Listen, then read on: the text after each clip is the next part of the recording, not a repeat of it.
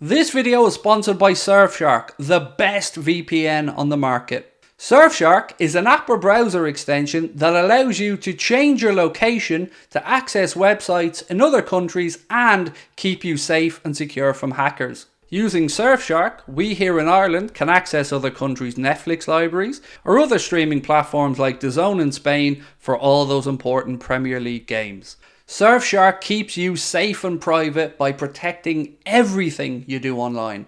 Everything. When your device connects to the internet, all that information is, in a way, blurred out. Surfshark is particularly useful for keeping you safe from being hacked if you use public Wi-Fi. Let's say you're in a cafe, you're at college, you're out and about, they've got you covered. Surfshark allows you to use one subscription on unlimited devices, meaning you can share your account with friends or family or that neighbour who's a little bit cheap. On top of all of this, Surfshark offers a 30-day money-back guarantee. You can also upgrade to Surfshark One, which includes the VPN, an alert system for breaches related to your data such as emails and credit cards, and an antivirus software for your desktop. Our sign-up offer gives you Surfshark VPN for a little over €2 a month and you'll get an additional 3 months free. Simply scan the QR code on screen right now or use the link in the description and enter the code Anfield Agenda at checkout.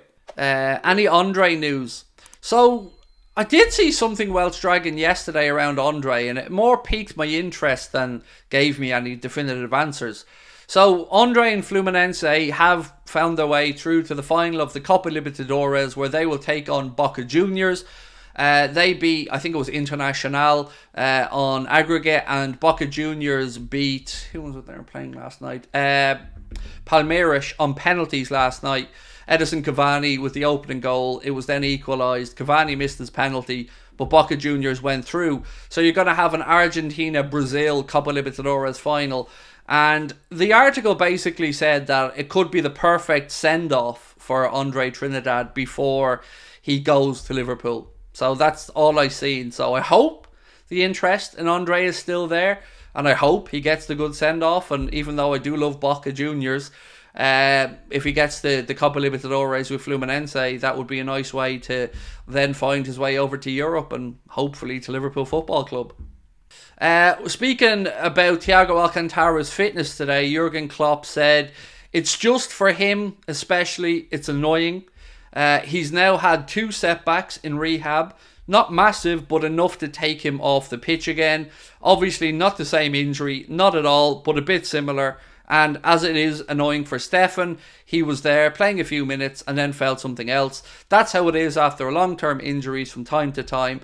I don't know. I'll not pressure on that when they can return. If they'll be back after the international break, we will see. Hopefully, would be cool. So it must be devastating for Thiago Alcantara, having had the hip operation at the end of last season, had the summer, and is, having a couple of small setbacks in this. But to me, it just makes me feel even more sure that giving him a new contract is not the right way to go. I mean, I just don't see it. Because when he gets back, he's going to have to get up to full speed again. Then he's going to have to slowly be introduced to get minutes. And I would say it'll be December before we'll see Thiago back to full fitness and full availability. He will probably get minutes before then. But to get him back up to the standard and the levels of fitness the rest of the boys are at, remember, he had no pre-season. So, yeah, not great on that one. Is Thiago's time at Liverpool coming to an end, asks Nessie. I think it should come to its natural end when his contract is up. I was very, very, very surprised to see that there's links to him getting a new Liverpool deal. Him and Joel Matip are apparently either in conversation or will go into conversation with the club, according to certain parts of the media, about extending their time.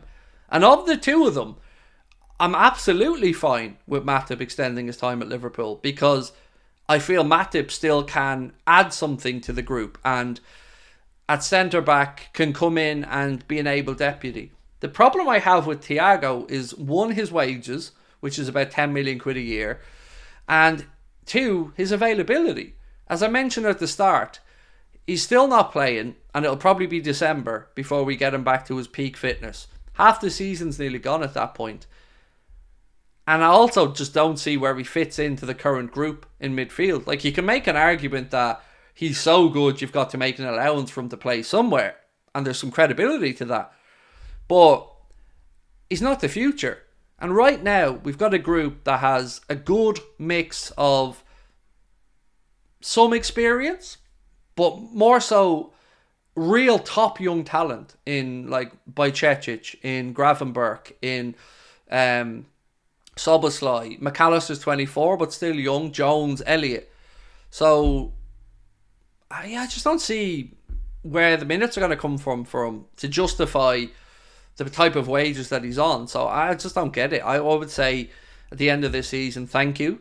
Appreciate your time at the football club. You know, wish you all the best. Let's try it. If you need us to assist you in your move to another club or whatever, when your contract's up, so be it. But not for me. I'd rather we go and bring in Andre in January and look to the future. I'm somebody that wants to look to the future, and what we're doing right now with this Klopp team is we're seeing the evolution of his second great Liverpool side. And I think if we can break from the past where possible, do it. And this, to me, feels like a natural conclusion because his contract is up. Would rather swap Thiago for some natural CDM this January, said Nessie. Yeah, I'd rather we go out and buy Andre and then either say to Thiago, you are absolutely fine to stay here and see out your contract with us for the remainder of the season to train and get some minutes where possible. Or if you find a club that you would like to move to and it suits you now, we'll support you in that. I mean, I want Thiago to be treated respectfully because he deserves that. He's a good footballing guy and seems like a lovely fella. But yeah, look to the future at this point. That's my take on all of this, is look to the future. Let's hope Tottenham Hotspur lose tomorrow. So, on Spurs actually, a little bit on Ange Postecoglou. I was a little bit disappointed, I guess, to hear Ange Postecoglou say that it was doubtful that even if the referee explained to him what had happened, that he was going to let Liverpool score. I mean, I don't know. I don't like to hear that. Not because I don't like to hear it, like, you know, because it's Liverpool, but if the ref says to him, we made a mistake, it was a goal, we didn't give the goal, what are you thinking? I mean, I would find it really unsporting in that moment if it was that clear. And he was trying to hide behind the fact that, you know, best of luck, you know, discussing this in 30 seconds kind of thing. Here you go, Ange. Gentlemen, I'm really sorry. The VAR hub and I made a mistake. That was actually onside for Luis Diaz. It should have been a goal. It's very clear.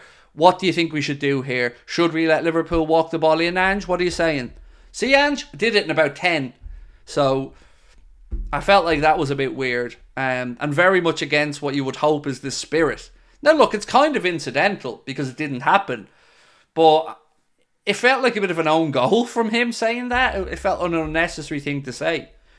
And again, he was moaning the week before about decisions, so Spurs have shown they have no class, minus a few fans, said Jordan. It just felt like an unnecessary thing for Ange to say. Like, he could have said, yeah, I might have, and would have looked good, but no, nothing's still going to happen. It just felt weird, like, to go, no, I still wouldn't have done it, you know? It felt very much against the spirit of the occasion, but look, it is what it is. Spurs will finish below us anyway. Yeah, they will. Look, I've no bad feeling against Spurs from that game. I keep saying this. It was nothing to do with Spurs. They didn't make the decisions.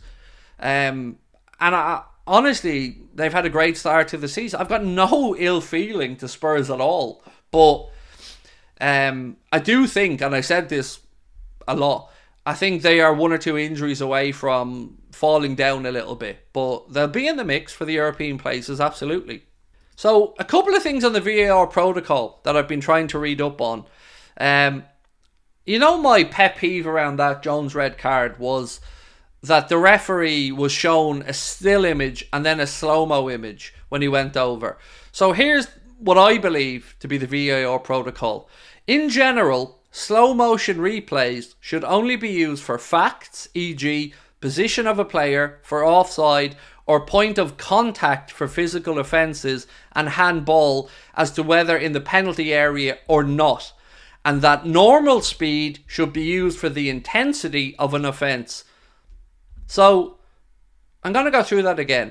VAR protocol says, in general, slow motion replay should only be used for facts, e.g. position of player, for offside, point of contact, or for physical offences and handball as to whether it's a penalty area incident or not. And normal speed should be used for the intensity offences and stuff like that. So, again, my point is, why are they being allowed to get away with it if the protocol tells them to do one thing and they're clearly doing another? And this isn't just around the Liverpool Spurs game. This is in general. Every time an incident is looked at by VAR, you guys have seen it in slow motion, and it's wrong. Because we all know the game isn't played in slow motion. We all know any incident, be it a handball, a foul, whatever, looks far more intentful in slow motion. And the whole point about VAR is it's clear and obvious. And if you're having to go to such minute detail and slow motion to get your answer, then the answer ain't there. So again, if that's the protocol, why isn't the protocol being used correctly? And another part of this is a question that I had in my mind, and I think a lot of you guys probably had around the incident. So I'm going to credit this to a guy in the comment section of the Athletic, and his name's Michael. Michael writes, doesn't the checking disallowed goal offside message shown both on TV and in the stadium originate from the VAR room? I cannot see this provided for in the VAR protocol, but FIFA guidance refers to a FIFA staff member informing the broadcasters about the reason for the outcome of a review via networked touch tablet, with the person operating the tablet being located in the video operation room. Clearly, the broadcaster does not guess at the reason for a review and must be informed, presumably by a VAR official. This is what I find most perplexing. Doesn't it show that at least somebody in the VAR team fully appreciated that the goal had been disallowed for offside and that this was the reason for the check? That bugged me at the time as well. It would have gone up on the monitor inside the stadium. And for it to go up on the monitor inside the stadium, surely they know they're checking to see if the goal's been ruled out for offside. That was a question I had as well. So thank you to Michael for raising that point. Do you think Klopp will extend? Do I think he will? No. Do I hope he will? God, yes.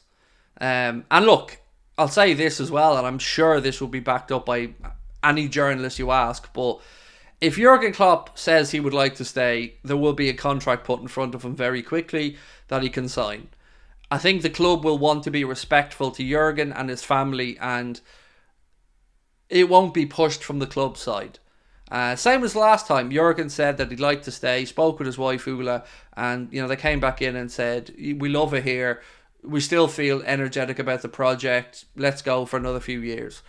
So I think it'll be down to Jurgen and what his wishes are. If he decides that for his own well-being and health and sanity that he wants to have a little break from football, I think we respect that. And if he wants a new deal, we get that contract in front of him. Thoughts on Quansah? I mean, what can my thoughts be, Ruan, other than that we look like we have a very capable young centre-back on our hands? I mentioned earlier on, he's received the first call-up for the England under-21, so congratulations to him on that. And the biggest compliment that I think you can ever give a young player when they come into the first team is they don't look out of place. And he does not look out of place. Like, I really, really, really enjoyed his physical tussle with Rodriguez last night for Union Saint-Gilloise when he came on, because I loved it. It was a right ding-dong battle between the two of them, and he just showed lots of good traits. Composure, he had that clearance as well where Alisson nearly fumbled one over. He had a couple of really well-timed challenges in the penalty area, and do you know what they reminded me of? United fan, you might like this one. They reminded me of the composure and the timing of the tackles that Aaron Wan-Bissaka often makes in the penalty area. That's the level of the decision making from Gerald Quansah that impressed me, because we all know if you don't get those challenges right, it's a penalty straight away. And he was top notch. And I actually thought both of our centre backs were faultless yesterday. I thought Ibu was brilliant as well. Quansah proved why he didn't need to get Colwill. Do you know what though? I laughed about something today. So there's an article on Sky Sports News about the future of Chelsea's defence, and two of the guys that came in from Monaco, who I don't know their names to be honest with you, but there was no mention of Levi Colwill, and I was like, the dude just committed his future and is an undoubted talent, and they don't even mention him. It's like, yeah, here's the future of Chelsea's defence, but it's not Colwill, the academy graduate who just committed his future to the club. No, it's these dudes. Simon Jordan.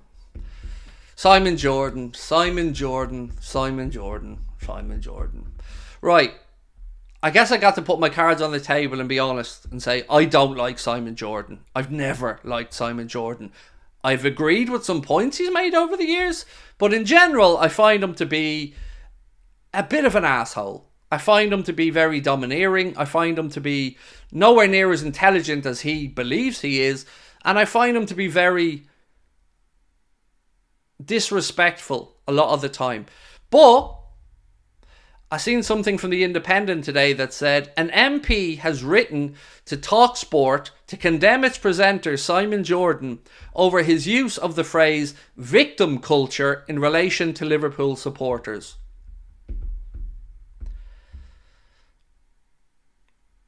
I'm almost astonished that anybody would use that phraseology around Liverpool, especially with what happened, and especially with the proven cover-up and institutional wrongdoings of Hillsborough.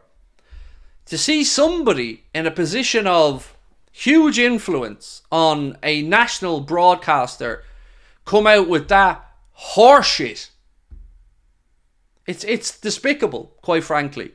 And I just adds to my dislike and disdain for Simon Jordan. I don't get his appeal. I think he is.